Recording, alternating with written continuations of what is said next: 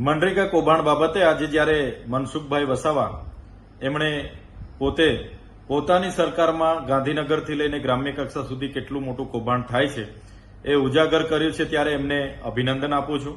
આ એ જ મનસુખભાઈ વસાવા છે જ્યારે 1 મહિના પહેલા આ મનરેગા કૌભાંડનું જ્યારે મેં પ્રેસ વાર્તા કરી હતી ત્યારે આ એજન્સીઓને બચાવ કરતા હતા અને આવું કોઈ કૌભાંડ અહીંયા થયું નથી એવી પોતાની વાત મૂકતા હતા.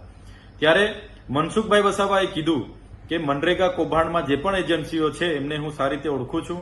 એમને હમણાં પણ સર્કિટ હાઉસમાં બોલાવી મેં મુલાકાત લીધી છે અને ગાંધીનગરના મંત્રીઓ, એમના સાંસદો, એમના ધારાસભ્ય, એમના સચિવો, એમના નિયામક, ડીડીઓ, ટીડીઓ સુધીના કેટલા લોકોને કેટલા હપ્તા અમને આપ્યા છે એની પણ સંપૂર્ણ માહિતી એમની પાસે છે એવી એમણે કબૂલાત કરી છે. ત્યારે મનસુખભાઈ વસાવા પર પહેલેથી જ આ માહિતી હતી અને આજે પણ છે. ત્યારે એમને વિનંતી છે કે આ તમામ પ્રકારની માહિતી જગજાહેર કરે.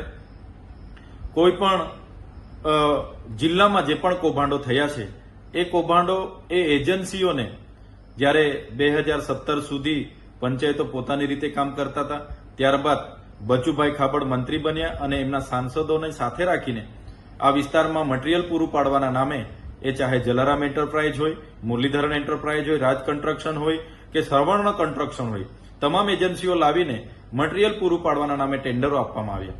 આ એજન્સીઓએ એક પણ કોરીમાંથી કપચી, લીજોમાંથી રેતી કે કોઈ દુકાનમાંથી સળિયા સિમેન્ટ લીધા વગર કે કોઈ જગ્યાએ એ મટીરીયલ પૂરું પાડ્યા વગર બોગસ રોયલ્ટી જીએસટી વાળા બિલો મૂકીને કરોડો રૂપિયા સરકારી નાણાં પોતાના ખાતામાં જમા કર્યા અને એ નાણાં કેટલાય નેતાઓને, કેટલાય અધિકારીઓને એમણે વ્યવહાર કર્યો ને આ કૌભાંડ છેલ્લા 5 વર્ષ સુધી ચાલ્યું.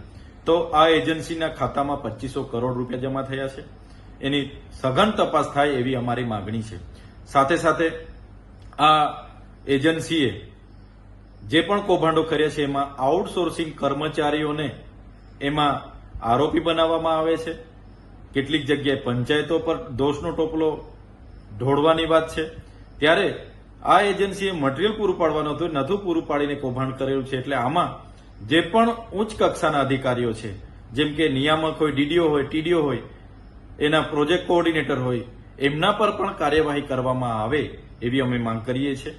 આમાં મટીરીયલ પૂરું પાડવામાં પંચાયત કે સરપંચ ક્યાંય જવાબદાર હોતા નથી.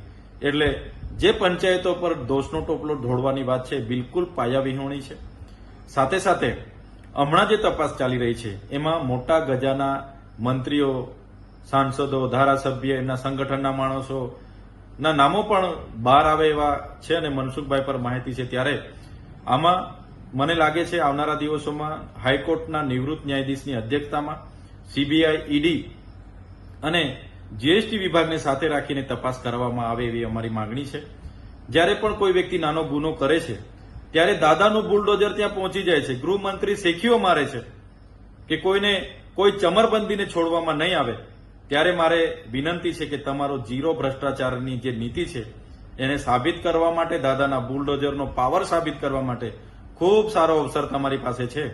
આમાં તમે ઝીણવટથી, નિષ્પક્ષથી તપાસ કરાવો. જે પણ લોકો જવાબદાર હોય, તમારા સરકારના હોય, ચાહે વિપક્ષના હોય, ચાહે સંગઠનના હોય, ચાહે ગમે તે મોટા અધિકારીઓ, એના પર કાર્યવાહી કરી બતાવો એવી અમારી માંગણી છે.